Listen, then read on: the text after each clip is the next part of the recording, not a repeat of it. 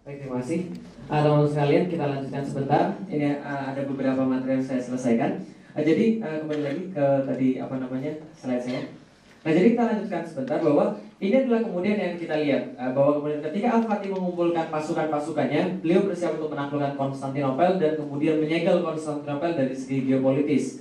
Nah, ini adalah kemudian yang sudah dibangun oleh beliau. Kita review saja. Ini adalah benteng Rumeli Hisar. Nah, ketika kemudian semua ini sudah dibangun, tapi tetap saja yang namanya anak muda pasti punya suatu hambatan. Apa hambatan mereka? Nah, ini adalah hambatannya. Namanya tembok Konstantinopel. Jadi seandainya Bapak Ibu sekalian, ketika ada satu bangunan pertahanan di dunia yang kemudian bisa menahan segala macam gempuran dalam jangka waktu 1123 tahun, Anda sedang menatap dia. Ini adalah tembok Konstantinopel, menahan serangan 1123 tahun. Berapa lama? 1123 tahun. Perawan, bayangkan. Kok bisa begitu? Bayangkan aja, tingginya sekitar 18 meter. Jadi 18 meter tingginya. Jangan bayangkan tahun 2012, bayangkan tahun sekitar 600-an ketika ini terjadi. Tahun 300-an sampai tahun 1400-an. Ini seperti gedung berlantai 6. Jadi 18 meter. Jadi kalau ada artis di sana, kira-kira artisnya segede begini. Dan ternyata nggak hanya kemudian tingginya 18 meter. Ketika kemudian dipotong secara melintang, maka ini 3 lapis. Lapis yang pertama ini adalah kemudian parit yang 20 meter kemudian lebarnya, dalamnya sekitar 10 meter. Jadi kalau Anda naik kuda harus berhenti di sini. Anda nekat kemudian berenang akan dipanah dari sini. Anggap Anda bisa mengelakkan panahnya, manjat kemudian bunuh penjaga, Anda akan dipanah lagi dari sini. Tingginya sekitar 5 meter, lebarnya sekitar 3 meteran. Anda bisa manjat pun akan dipanah lagi dari atas. Ini tingginya sekitar 8 meter, lebarnya sekitar 5 meter. Dan kalaupun Anda bisa manjat, ada di sini yang menanti dengan pedang-pedang mereka. Nah, ini adalah kemudian yang dihadapi oleh Muhammad Al-Fatih. Pertahanan yang tidak kemudian bisa tertembus selama 1123 tahun. Kalau Anda jadi Muhammad Al-Fatih, siapa ini kira-kira? Siapa kira-kira? Pakai bom? Gak bisa, nggak ada bom. Gimana lagi? Pakai tangga, lempar batu dari atas. Gimana lagi kira-kira? Lewat bawah, usul bagus. Sudah ada yang pernah coba lewat bawah. Orang Serbia mencoba kemudian buat terowongan lewat bawah, kemudian mereka berharap kemudian muncul di sini dan ngagetin orang-orang di sana. Tapi ternyata orang-orang Konstantinopel lebih pintar. Apa yang mereka lakukan?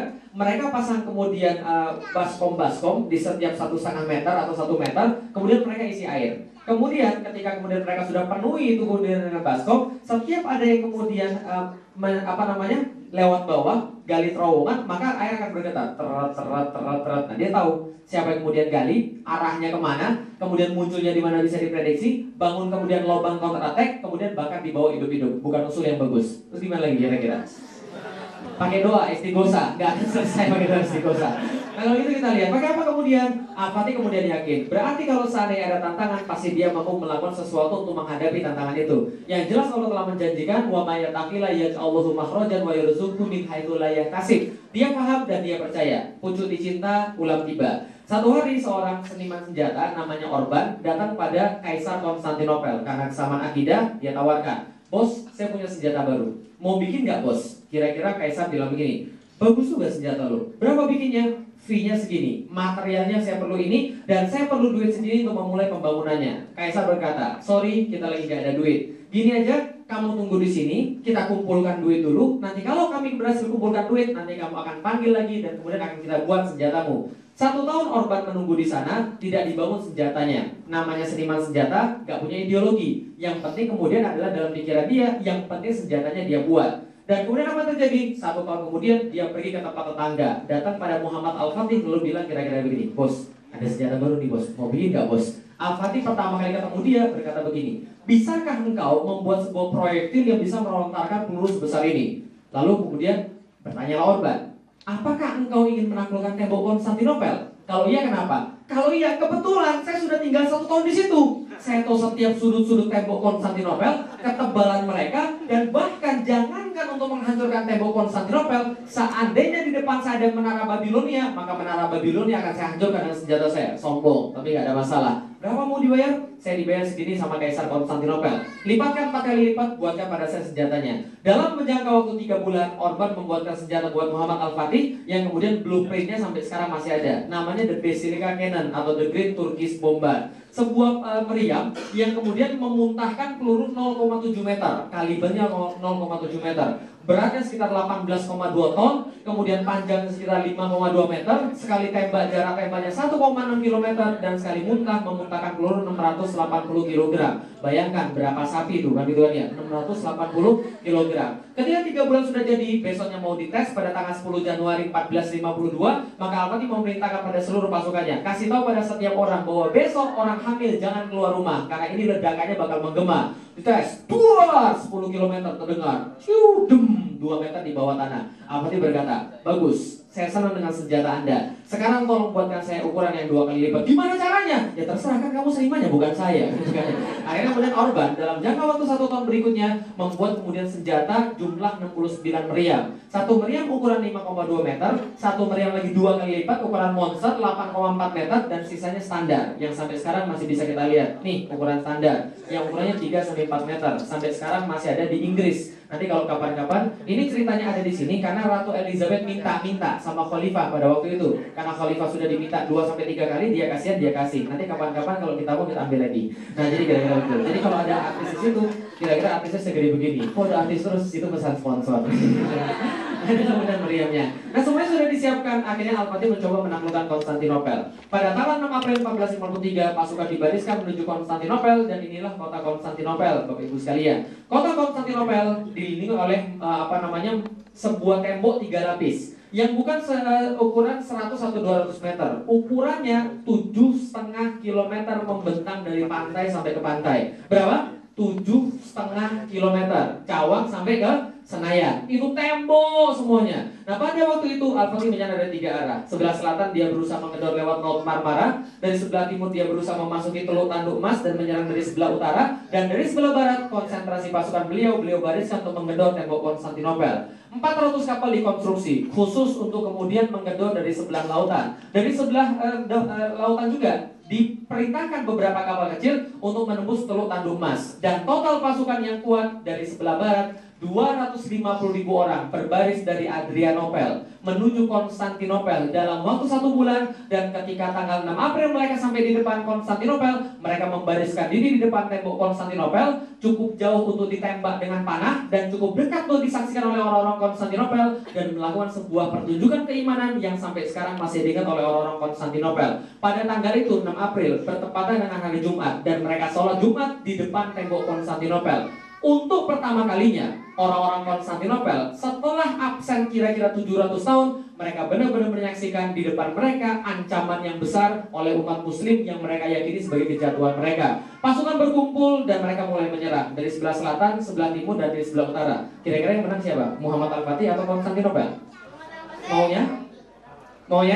Muhammad Al-Fatih. Tapi tidak semudah itu. Apa yang terjadi? Pasukan laut yang sudah disiapkan 400 kapal habis oleh 27 kapal Konstantinopel. Loh kok bisa begitu? Nggak salah tulis? Nggak. 27 kapal menang melawan 400 kapal. Karena saya lupa menyebutkan bahwa orang-orang Itali paling pintar membuat kapal pada saat itu. Venesia, Genoa itu sangat luar biasa hebat. Dan mereka buat kapal 10-14 kali lipat besar daripada kapalnya kaum muslim. Jadi wajar saja.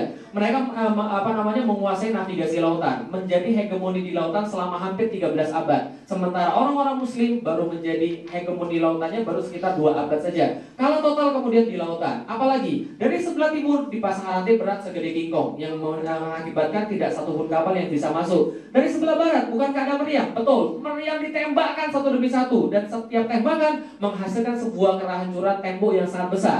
Tapi baru ketahuan ada kelemahan. Apa kelemahannya? Reloadnya 3 jam sekali. Paham tidak saya? Jadi Pak, juar, tunggu dingin dulu, lumuri dulu dengan minyak, kemudian tunggu dingin lagi, kemudian bawa lagi kemudian biji pelurunya, masukin mesiu lagi, arahkan lagi, kemudian yang benar tembak 3 jam sekali, urusannya nggak selesai. Tembak, dar, kemudian hancur, semen lagi, dar, hancur, semen lagi, dar, hancur, semen lagi, urusannya nggak selesai. Bayangkan, dari tanggal 6 April 1453 sampai tanggal 20 April 1453 tidak ada secercah kemenangan pun yang kemudian ada pada kaum muslimin. Yang setiap hari mereka lihat sebaliknya, sebuah harapan yang semakin menipis, kemudian mayat-mayat semakin banyak, dan kemudian logistik juga semakin menipis. Coba bayangkan, perang itu bukan mabit, bisa dipahami tidak saya?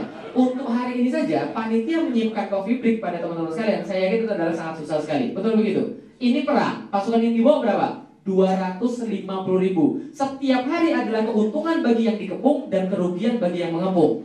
Satu hari 250.000 kalau dikasih makan. Kalau kata Rasul, 10 orang yang berperang itu dikasih makan 1 kambing, maka 1 hari berapa kambing yang dipotong?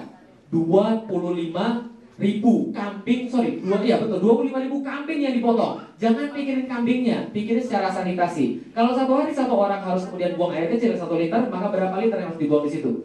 Fesesnya berapa banyak? Dan jangan main-main, ini penting karena Alexander Agung meninggal kemudian kalah di India gara-gara permasalahan sanitasi. Nah, ini menjadi masalah. Maka seluruh orang kemudian menyalahkan Muhammad Al-Fatih. Mulai muncul suara-suara sumbang. Gara-gara dia ini, gara-gara ambisi dia menaklukkan Konstantinopel, maka mengorbankan seluruh kaum muslimin. Gara-gara dia mempercayai sesuatu janji yang gak jelas. Bukankah kata Allah di dalam Al-Quran, nyawa kaum muslimin lebih berarti daripada dunia dan seisinya? Sudah salah pakai dalil lagi. Ini orang paling saya sebut. Sudah salah pakai dalil lagi. Nah, kemudian setelah itu terjadi, semuanya Al-Fatih mengetahui kemudian kerugian pada posisinya. Dia kumpulkan seluruh pasukannya. Kemudian dia berkata pada setiap komandan, sampaikan saran Anda bagi saya, kita akan lanjut atau tidak. Tidak ada orang yang berani berbicara. Semuanya diam. Hanya ada 1 orang yang berani angkat bicara, seorang penasihat yang paling senior. Kemudian jenggotnya putih.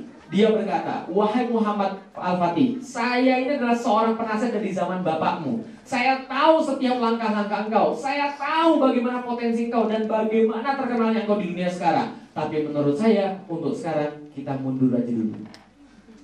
Kita terima aja 70.000 keping emas. Itu lebih berharga dan kita mundur dan kita siapkan pasukan kembali. Al-Fatih tidak senang dengan usul seperti ini. Maka ada 1 orang yang mengebrak meja, duar! Namanya Zagoros Pasa, seorang mu'alaf dari Yunani. Dia katakan, jangan dengarkan kata-kata dia. Sesungguhnya kita berbaris ke sini, sesungguhnya tidaklah kita mencari kemudian untuk hidup dan kembali lagi, melainkan kita harus mati syahid. Dan saya perlu beritahu bahwa Alexander Agung datang dari barat ke dunia timur. Dia membawa jumlah pasukan setengah dari pasukan kita, dan dia berhasil menaklukkan sebagian besar timur. Kita membawa 2 kali lipat pasukan, saya tidak terima. Seandainya kita harus kemudian tertahan di bawah susunan batu-batu ini. Tidak. Apapun yang kita lakukan, apapun yang telah kita mulai, harus kita selesaikan. Jadi lanjut atau tidak nih kira-kira nih? Lanjut? Oke, Al-Fatih berkata, kalau kita lanjut, apa masalahnya sekarang? Kita tidak bisa mendobrak dari sebelah selatan, tidak pula dari sebelah barat, dan tidak pula dari sebelah utara. Lalu apa saran Anda? Kemudian salah satu prajurit mengatakan begini, gini Pak, sebelah sini, ini dihuni oleh pasukan bertahan seluruhnya. Mereka terkonsentrasi di sebelah barat. Setiap kerusakan yang kita bisa buat pada tembok mereka akan perbaiki dengan cepat karena mereka terkonsentrasi di sana. Tapi wilayah sebelah utara sama sekali kosong karena mereka memasang rantai di sini. Mereka benar-benar yakin bahwa daerah di sini tidak ada kemudian yang harus dipertahankan, sehingga semuanya ke sebelah sini, ke sebelah barat. Seandainya kapal kita bisa masuk ke dalam Teluk Tanduk Emas, maka mereka akan terpecah konsentrasi pertahanan dan tentunya tembok-tembok itu tidak dapat diperbaiki sebagaimana awalnya. Maka mereka mengatakan ini harus kemudian kita masuk ke sana. Apa masalahnya? Rantai yang sedikit kong. Terus dia baik. Potong aja, gak bisa, sudah kami coba, tidak bisa kemudian kami potong, sudah kemudian kami ditembak mati dulu dari atas. Udah gampang, tabrak aja pakai kapal, kapalnya karam. Terus seperti apa lagi? Dalam kondisi deadlock, dalam kondisi tidak ada satupun usul yang kemudian dapat dilakukan, Al-Fatih berkata pada pasukannya dengan sangat santai sekali, kalau seandainya kita tidak bisa untuk melakukan apapun terhadap rantai ini, maka biarlah kita melaluinya. Bagaimana caranya? Gampang, kita kan punya kapal. Kapalnya kita daratkan dulu di Galata. Setelah kapalnya kita daratkan di Galata, maka kapalnya kita angkat. Setelah kita angkat, kita balikin lagi. Gampang kan? Sekarang kapal kita sudah berada di dalam musuh. Pasukannya berkata, iya juga ya. Kenapa gak kepikir sama saya? Lalu mereka berkata, tapi mohon maaf Sultan, apakah Sultan lupa kalau Galata ini adalah sebuah bukit? 1,5 kilometer ini. Al-Fatih berkata, saya tahu itu adalah sebuah bukit, dan saya beritahu, kalau seandainya kita tidak satupun yang menyangka bahwa kita akan memindahkan melalui bukit Galata, maka tidak satupun orang Konstantinopel akan menyangka bahwa strategi ini akan kita ambil. Ini strategi sempurna, dan Rasul mencontohkan bahwa dalam setiap perang, Rasul selalu tidak terduga. Kejutan adalah favorit Rasulullah. Maka pada tanggal 21 April 1453 disepakati bahwa kapal-kapal mereka akan dilabuhkan di atas bukit Galata. Apa yang terjadi pada esoknya? Esoknya yang terjadi adalah sebuah keajaiban strategi perang.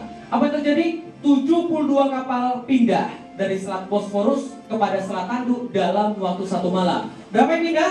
72 kapal pindah dari Selat Bosforus kepada Selat Tanduk dalam waktu 1 malam. Pada tanggal 22 April 1493, orang-orang Konstantinopel terbangun dengan takbir dari arah yang tidak seharusnya mereka dengar. Mereka mendengar takbir dari atas Bukit Galata, kemudian mereka berlari ke atas menara yang paling tinggi Tunggang Langgang, menyaksikan ke arah Bukit Galata. Yang mereka saksikan pada saat itu adalah sebuah horor. Bendera La ilaha illallah Muhammadur Rasulullah berkibar di atas Bukit Galata, dan ketika mereka saksikan pandangan mereka ke bawah, yang mereka saksikan adalah sebuah pemandangan yang merenggut nyali mereka semuanya. Yang mereka saksikan sebuah kapal berbaris satu demi satu, mengikuti satu dengan yang lain, dan mereka menjadikan ombak-ombak, pengganti ombak adalah bukit-bukit Galata. Layar-layar mereka dikembangkan, dayung-dayung digerakkan, seolah-olah mereka sedang berlayar di atas lautan. Maka ketika mereka menyaksikan itu, mereka berkata pada saudara yang lain, tolong cubit kami agar kami terbangun dari mimpi buruk. Tapi sayangnya mereka tidak bisa lepas dari mimpi buruk mereka. Satu demi satu kemudian mereka lihat perairan mereka dikuasai, dan mereka berkata, Konstantinopel is over. Konstantinopel sudah selesai. Kenapa? Konstantinopel dihuni oleh orang-orang yang takut dengan orang yang gila. Muhammad Al-Fatih berhasil mengganti ombak-ombak lautan menjadi bukit-bukit Galata. Peperangan dilanjutkan sampai tanggal 27 Mei 1493. Al-Fatih melakukan apapun yang dia bisa untuk kemudian menaklukkan Konstantinopel. Tipu daya perang, inovasi perang, semua dikerahkan. Dalam satu perang saja, Al-Fatih mengerahkan 4 inovasi perang, termasuk menemukan mortir, sampai kemudian menemukan cara untuk kemudian membuat lubang yang sangat besar di tembok Konstantinopel yang tidak mungkin untuk diperbaiki lagi.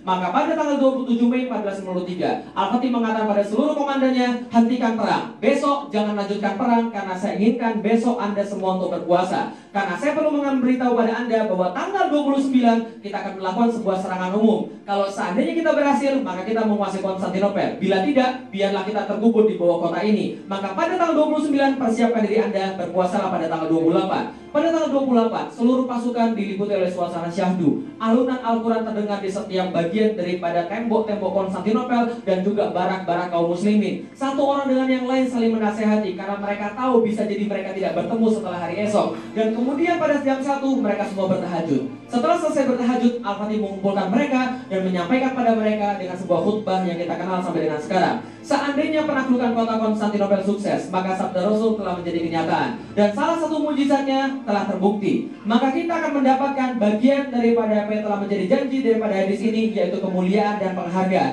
Untuk itu, sampaikan pada setiap pasukan bahwa kemenangan besar yang kita capai akan menambah ketinggian dan kemuliaan Islam. Untuk itu, wajib bagi setiap pasukan untuk menjaga syariat di depan mata dia. Dan jangan sampai ada satupun pasukan yang melanggar syariat yang mulia ini. Karena kenapa? Al-Fatih paham betul bahwa kemenangan dia bukan diakibatkan oleh kehebatan perang dia dan kekuatan strategi dia, tapi cuma satu sebab, karena izin dan pertolongan Allah. Maka pada waktu itu Al-Fatih benar-benar berpesan agar jangan melakukan maksiat. Ketika itu jam 1 semua disiapkan, jam 4 peperangan dimulai, dan sebelum kemudian matahari bersinar di sebelah timur, the rest is history. Semuanya sudah terjadi. Al-Fatih masuk dari sebelah barat, kemudian dia mengucapkan ketika memasuki tembok Konstantinopel, Alhamdulillah. Semoga Allah merahmati para syuhada, memberikan kemuliaan kepada mujahidin, serta kebanggaan dan syukur buat rakyatku. Beliau berjalan menuju gereja Hagia Sophia, melirik ke kiri dan ke kanan dan mengucap, dikatakan, kami tidak akan memperlawan kalian sebagaimana kalian memperlawan kami di Spanyol, karena di saat yang sama terjadi reconquista. Spanyol banjir darah kaum muslimin, dan Al-Fatih mengatakan, keluar dari kota ini bila kalian ingin, kalian akan dijamin. Barang siapa yang tetap tinggal di kota, mereka akan dijamin propertinya. Tapi kami minta agar tempat ini dijadikan sebagai masjid. Jam 7 pasukan Al-Fatih masuk ke dalam Konstantinopel. Zuhur semua dibereskan, seluruh patung-patung disingkirkan, seluruh gambar-gambar ditutupi dengan lumpur. Kemudian disiapkan kemudian untuk menjadi tempat sholat. Asar, azan pertama berkumandang di langit Konstantinopel. Dan sampai detik ini tidak sekalipun azan berhenti berkumandang di langit Konstantinopel. Tapi sayang sekali tempat ini sekarang dijadikan sebagai tunggu kita balik lagi ke sana, insya Allah. Seperti sebuah dongeng, betul begitu? Kayak dongeng. Ini bukan dongeng Bapak Ibu sekalian. Ini adalah gambaran izah kita, gambaran kemuliaan kita ketika kita memegang Islam. Apa rahasia mereka? Ini yang kita bisa lihat Bapak Ibu sekalian. 54 hari mereka berperang. Bayangkan, 54 hari mereka berperang. Bukan mabit, 54 hari berperang nih. 54 hari mereka berperang, dan 825 tahun penantian semenjak muncul dari lisan Rasulullah, la tuftahanal Konstantinia fala ni'mal amiru amiruha fala ni'mal jaisu dalikal jais, hingga 825 tahun kemudian ada seorang muda berhasil masuk dan mengatakan, ini janji Rasulullah. Semenjak saat itu, tidak satu pun berhenti percaya. Tidak satu pun berhenti menyetorkan darah mereka untuk menyirami tanah Konstantinopel, menggedor tembok Konstantinopel atas nama Allah, menagih janji Rasulullah, karena mereka yakin setiap lisan Rasul tidak mungkin bohong. Bisa dipahami kira-kira saya Bapak Ibu sekalian. 825 tahun. Keyakinan seperti apa yang bisa diwarisi selama 825 tahun? Generasi berganti generasi, orang berganti orang, tidak berhenti mereka percaya. Keyakinan seperti apa? To look beyond the eyes can see. Mereka percaya bahwa kata-kata Rasul pasti benar, kata-kata Rasul pasti nyata. Kapan ditaklukkan Konstantinopel? 29 Mei 1453. Salah. Kapan? Hakikatnya Konstantinopel takluk ketika Rasul berkata, la tuftahana Konstantinia, maka bagi kaum muslimin it's over, selesai, urusannya beres. Bonusnya baru 1453. Bisa dipahami gitu saya? Maka bagi kaum muslimin, seandainya seluruh dunia, setiap sudut dunia berkata tidak mungkin, seandainya seluruh sudut dunia mengatakan kamu menghayal dan ini tidak bisa dilakukan, selama Rasul bilang iya, it's enough, cukup. Alasan apa lagi yang mau kita buat untuk taat pada Allah? Cuma satu dia alasan cukup. Maka kalau gitu kita lihat apa rahasia mereka? Ini rahasia mereka. They believe in something that cannot be seen by eyes. Inilah rahasia kaum muslimin. Inilah rahasia mereka yang sekarang tidak ada pada kita. Yang bisa kita lakukan, yang pintar kita lakukan sekarang adalah melihat dengan mata. Melihat sesuatu yang zohir. Ditawarkan uang, ditawarkan kemudian jabatan, ditawarkan kekuasaan. Zohir bagi kita. Tapi sama sekali kita tidak pernah melakukan apapun yang dilakukan oleh pejuang-pejuang Islam dan kesatria Islam. To look beyond the eyes can see. To see something that cannot be seen by eyes. Mereka percaya pada itu dan mereka bisa melihat itu. Sumayyah, seorang syahidah pertama. Bagaimana beliau meninggal? Disiksa bersama Yasir suaminya. Anaknya Amr bin Yasir diikat dengan tiang. Kemudian menyaksikan dua orang tuanya dibunuh di depan mata dia. Bapaknya diikat dengan kuda sebelah kiri dan sebelah kanan, terpecah di tengah-tengah. Ibunya disiksa terlebih dahulu dengan ditombak dari kemaluan sampai tembus pada lehernya. Sakit gak? Sakit. Ketika itu Rasulullah lewat ke depan mereka lalu berkata, Sobron ala Yasir, sabarlah wahai keluarga Yasir. Kami tidak pernah menjanjikan pada kalian apapun kecuali menjanjikan bahwa perjuangan Anda ini akan mendapatkan surganya Allah. Apa kata Sumayyah? Sumayyah langsung menjawab, ya Rasulullah, gak usah nanti, surganya sudah di depan mata saya ini. Dia lihat pakai mata atau tidak? Yang dirasakan apa? Sakit gak? Sakit, tapi yang diucapkan oleh Rasulullah lebih realistis daripada kesakitan yang kemudian dia rasakan. Masya Allah, percayanya dengan Rasulullah. Walaupun kemudian dia dalam kondisi yang seperti itu. They believe in something that cannot be seen by eyes. Apa yang kita saksikan sekarang dengan mata? Yang kita bisa lihat dengan mata? Kaum muslimin terpuruk di mana-mana. Muslimahnya dihinakan di mana-mana. Bahkan kaum muslimin menghinakan dirinya sendiri. Bahkan kaum muslimin menolak agamanya sendiri. Bahkan mereka lebih senang dengan perkataan orang-orang kafir. Bahkan mereka lebih senang dengan ucapan dan gaya mereka. Bahkan mereka tidak tahu apa yang harus diperjuangkan dalam agama ini. Inilah yang kita saksikan sehari-hari pada saat ini. Berapa banyak orang yang kemudian yakin dan berapa banyak orang yang kemudian berjuang untuk kebangkitan Islam. Banyak atau sedikit? Banyak atau dikit? Dikit. Kenapa dikit? But to look beyond the glory is the hardest part. Anda percaya pada janji Allah, Anda yakin pada janji Allah, dan kemudian berbuat sesuatu untuk itu adalah sesuatu yang sangat sulit. Karena itulah hanya orang sedikit yang mau melaksanakan. Oke, beberapa pertanyaan terakhir bagi Anda. To look beyond the eyes can see. Melihat sesuatu tidak dengan mata tapi dengan keimanan. Bayangkan, ada dua orang anak SD. Satu kemudian berkata, saya akan jadi juara sekelas. Satu lagi berkata, saya akan jadi juara se-Indonesia. Siapa yang berusaha lebih banyak? Se-Indonesia. Siapa yang berprestasi lebih besar? Se-Indonesia. Berarti orang kemudian inginnya besar, maka berusahanya akan lebih besar dan prestasinya akan lebih besar. Sekarang saya balik, gak usah dijawab sekarang. Mohon maaf kecuali ustaz-ustaz di depan saya. Jangan dijawab sekarang, jawab saja nanti atau jawab saja di dalam hati. Merasa sudah berprestasi di dalam Islam? Gak usah dijawab. Kalau seandainya belum merasa, berarti mungkin usaha kita mungkin tidak ada apa-apanya. Kenapa kita tidak pernah berusaha? Mungkin karena kita tidak pernah meyakini apapun. Betul begitu? Masya Allah, Muhammad Al-Fatih menaklukkan Konstantinopel 23 tahun. 23 tahun menaklukkan Konstantinopel karena keyakinannya semenjak dia kecil ditanamkan bahwa dialah penakluk Konstantinopel. Dia ingin kuat, usaha kuat, prestasinya luar biasa. Saya masuk Islam umur 18 tahun. Ketika saya masuk Islam umur 18 tahun, ketika itu saya kemudian diceritakan tentang Muhammad Al-Fatih oleh Ustaz Fatih Karim. Yang kemudian sama seperti Ustadznya Mas Adi tadi. Ustadz Fatih Karim menjelaskan pada saya, kenapa namanya Fatih Karim? Karena ada seorang panglima yang menginspirasi dia, namanya Muhammad Al-Fatih. Maka saya katakan, ketika itu saya tahu tentang Muhammad Al-Fatih dan Ustadz saya menceritakan bahwa dia menaklukkan Konstantinopel umur 23 tahun. Yang belakangan ternyata saya ketemu bukan 23 tahun, tapi 21 tahun. Nah ternyata saya katakan, kalau dia menaklukkan Konstantinopel, maka biarlah saya bagian Roma. Maka saya menamakan diri saya setelah saya masuk Islam Muhammad Al-Fatih. Itu nama saya setelah saya masuk Islam. Kenapa? Kalau Al-Fatih bagian Konstantinopel, saya bagian Roma. Mu'alaf gila ya. Udahlah, anak baru kemarin ngomong Islam, belajar wudhu dulu Bi. Saya katakan tidak ada masalah. Rasul dibilang gila, Umar bin Khattab dibilang gila, Abu Bakar dibilang gila, Muhammad Al-Fatih dibilang gila. Tambah satu lagi kayaknya nggak ada masalah. Betul begitu? To look beyond the eyes can see. Sesuatu yang hilang pada kaum muslimin, sesuatu yang gak ada pada kaum muslimin. 23 tahun menaklukkan Konstantinopel, saya berusaha 18 tahun saya masuk Islam, 23 tahun saya berharap menaklukkan Konstantinopel. Ternyata setelah 23 tahun tidak ada yang saya taklukkan selain seorang istri. Lalu saya kata pada istri saya, Dik, kalau begitu nama anak kita harus Muhammad Al-Fatih. Saya janji bahwa anak saya kalau laki-laki namanya Muhammad Al-Fatih. Ternyata 2008 kita punya anak kita perempuan. Gak jadi kasih nama Muhammad Al-Fatih. Tahun 2010, alhamdulillah dapat anak laki-laki. Pas mau ngasih nama Muhammad Al-Fatih, semua namanya teman-teman saya anaknya Muhammad Al-Fatih semua. Termasuk tadi Mas Ipik itu nama anaknya juga Muhammad Al-Fatih. Kemarin, bulan kemarin ada dalam 1 minggu itu 5 orang anak lahir laki-laki. Namanya siapa? Muhammad Al-Fatih. Padahal nggak mau kalah. Oh enggak, nama anak saya lain. Nama anak saya Muhammad Fatih Alif. Itu nama anaknya Fatih Karim, Ustadz saya. Muhammad Fatih Alif. Maksudnya apa, Tat? Anak saya itu Alif, angka pertama, yang lainnya belakangan. Yang lain nggak mau kalah. Nama anak saya Muhammad Fatih Al-Awal, awalan. Dulunya yang lain belakangan juga. Saya bingung, nama anak saya kalau gitu apa? Oke, kalau gitu saya kasih tahu nama anak saya adalah nama sama istri saya. Nama anak kita adalah Sifar Muhammad Al-Fatih 1453. Ada angkanya di belakang, angkanya gimana itu? Nah itu 1453. Nah kemudian ketika saya bawa kemudian ke catatan sipil, mereka berkata, Pak ini maksudnya apa Pak? 1453, iya 1453. Maksudnya ditulis 1453, bukan 1453 angka.